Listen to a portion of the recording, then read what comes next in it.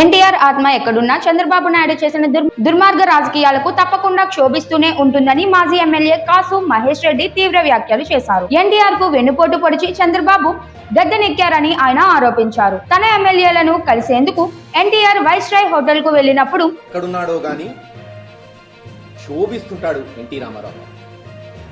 1994లో ముఖ్యమంత్రి అయిన ఎన్టీ రామారావు గారు 10-11 నెలల్లోనే అనేక అబండాలేసి అనేక పతాక శీర్షికలు రాసి ఆయన మీద ఒక్కొక్కరిని ఆయన నుంచి దూరం చేసుకుంటూ ఎమ్మెల్యేలని కుటుంబ సభ్యుల్ని వెన్నుపోటు పొడిచి ఆయనని గద్దె నుంచి దించి ముఖ్యమంత్రి అయ్యాడు చంద్రబాబు నాయుడు గారు. చివరికి ఎంత దారుణం అంటే ఆయన్నే అవమానించేలా చెప్పులు వేయించే పరిస్థితి తీసుకొచ్చారని చెప్పారు.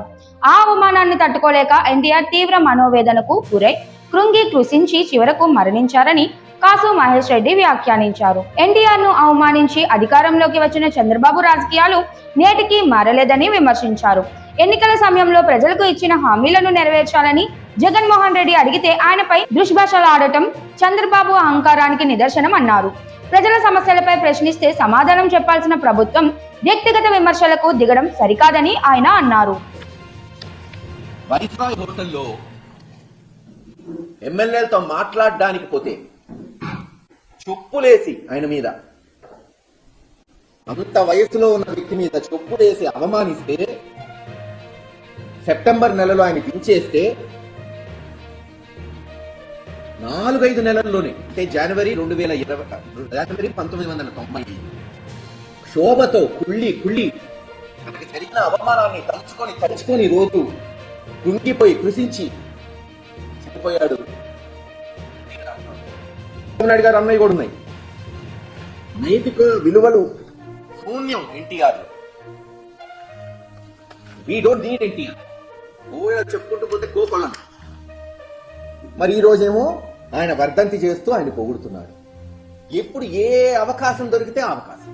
కూటమి పాలనలో రాష్ట్రంలో పండుగ వాతావరణమే లేకుండా పోయిందని కాసు మహేష్ రెడ్డి ఆవేదన వ్యక్తం. రైతులు, యువత, మహిళలు అందరూ నిరాశలో ఉన్నారని, ప్రజలకు ఆనందం ఇవ్వాల్సిన ప్రభుత్వం వారిని ఆందోళనకు గురి చేస్తోందని విమర్శించారు. ప్రజాస్వామ్య విలువలు, రాజకీయ నైతికతలు పూర్తిగా దిగజారిపోయాయని, దీనికి చంద్రబాబు నాయకత్వమే కారణమని ఆయన అన్నారు. రాష్ట్ర ప్రజలు ఈ పరిస్థితులను గమనిస్తున్నారని, తగిన సమయంలో సరైన నిర్ణయం తీసుకుంటారని కాసు మహేష్ రెడ్డి స్పష్టం చేశారు. ఒకరోజు బీజేపీ, ఒకరోజు కాంగ్రెస్, ఒకరోజు కమ్యూనిస్టులు, ఒకరోజు టీఆర్ఎస్, ఒకరోజు పొగుడతాం, ఒకరోజు తిడతాం, ఒకరోజు కలుస్తాం, ఒకసారి వదిలేస్తాం. అవకాశ రాజకీయానికి పరాకాష్ట ఇంకెంతకన్నా ఉండదు కూడా. ఇచ్చిన హామీలు నిలబెట్టుకోండియా బాబు అని జగన్మోహన్ రెడ్డి గారు ప్రశ్నిస్తుంటే, రైతుల్ని కాపాడండి, పంటలు పోయినాయి, గిట్టుబాటు ధర లేదు, ఆడవాళ్ళకి ఇస్తానన్న నెలకు 1500, సంవత్సరానికి 18,000 ఇవ్వండి, నిరుద్యోగ వృత్తి 4,000 ఇవ్వండి, అమ్మఒడి అందరికీ ఇవ్వండి అడుగుతుంటే జగన్మోహన్ రెడ్డి గారిని దుమ్మెత్తిపోయటం, దుర్భాషలాడటం. ఈరోజు గ్రామాలకు పోండి, అసలు ఎక్కడన్నా సంక్రాంతి కళుందా? ఎట్టుండేది సంక్రాంతి అంటే? కళకళలాడుతూ, షాపులు కిటకిటలాడుతూ, రెస్టారెంట్లు, సినిమా థియేటర్లు, అసలు వీధుల్లో జనం ఊరేగింపులా ఉండేది. పల్లెటూళ్ళ నుంచి పట్టణాల నుంచి దిగులు పడిపోయి ఉన్నారు. ఎందుకు కారణం? పోయిన సంవత్సరం ఏమో పండించే పంటకి గిట్టుబాటు ధర లేకపోయేటప్పటికి అప్పులు పాలయ్యారు. ఈ సంవత్సరం ఏమో పంటలు పాడైపోయినాయి.